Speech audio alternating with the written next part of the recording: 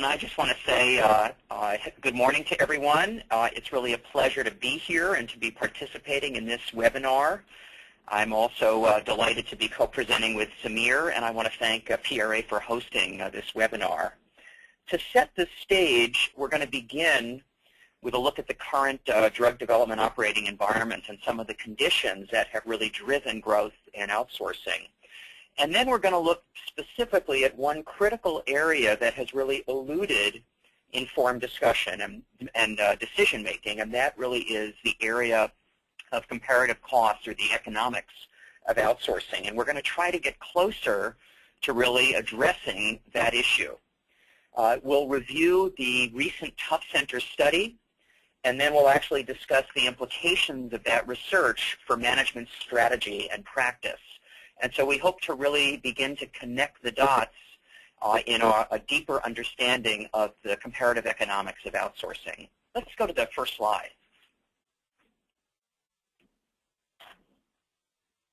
Thanks, Michelle. I think many of you are well familiar with the rising cost of R&D, and here we're looking at a 20-year time horizon.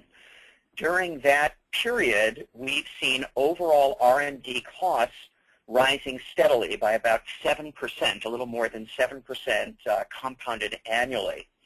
This year, we expect over $140 billion will be spent globally to support R&D activity. And the rising costs of R&D represent a significant challenge for our enterprise, as the commercial potential of each new drug is quite variable, with many that will target much smaller market opportunities than we saw historically. Many refer to this as an age when we have far fewer blockbuster drugs to really support the high cost of R&D. Some of the critical drivers of costs include the shift from acute to more chronic diseases that take much longer timelines and much more demanding and complex protocols to demonstrate efficacy and safety. Let's go to the next slide. In addition to rising costs, we also see very high demand for capacity. The industry has been highly productive in generating compounds in the R&D pipeline. And this year, we expect to see more than 10,000 new molecular entities moving through the R&D pipeline. Discovery technologies, the proliferation of small and mid-sized companies funding at least one candidate are all part of this remarkably innovative and productive engine. If we go to the next slide, we can see, though, that in addition to high cost and high demand for capacity, as many of you know, it's also an extremely volatile operating environment, and it's gotten even more difficult to succeed today. Only 1 in every 10 drugs that enters clinical testing will be approved. And success rates have gotten particularly difficult, especially between that phase 2 to phase 3, a transition period. That 11% success rate has dropped steadily over the last several decades. In the 2000s, it was around 16%, and as we entered the 1990s, it was approaching 20%. When you combine all this, you see a picture like the one on the next slide. Many of you are familiar with the work that we do at the Tough Center, taking the high cost, the high risk, and the long duration of drug development and translating that into the cost to develop a single successful drug. When we take all those elements together, we also see the extremely high cost of failure. This is a daunting return on development investment profile, with 50% of all direct costs supporting failure.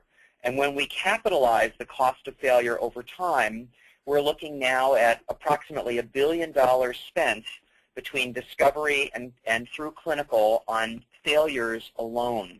Many of you may be familiar with a just released statistic from the Tough Center that updates this data and suggests that in 2013 dollars, the fully capitalized cost of an approved drug is more than double the level you see here, now approaching $2.5 billion. So instead of that $1.2 billion, which was assessed in the time period 2008, today's figure suggests that the total capitalized cost is twice as high. Next slide. Thanks, Ken. This is Samir. I want to turn our attention to what Ken described in terms of this being an expensive proposition. If you think about the biopharmaceutical space relative to other industries, we have the highest amount of R&D spend. If you see on the figure below, a report put together by Avik Roy, the R&D costs sitting at $105,428 per employee versus the next area, highest area being communications, which is 1.5 times less, and semiconductors being the next lowest, which is at 2.5 times less. What this suggests is by far that the biopharmaceutical industry is a significant contributor in terms of R&D spend, which again underscores Ken's earlier slides around R&D being such an expensive value proposition.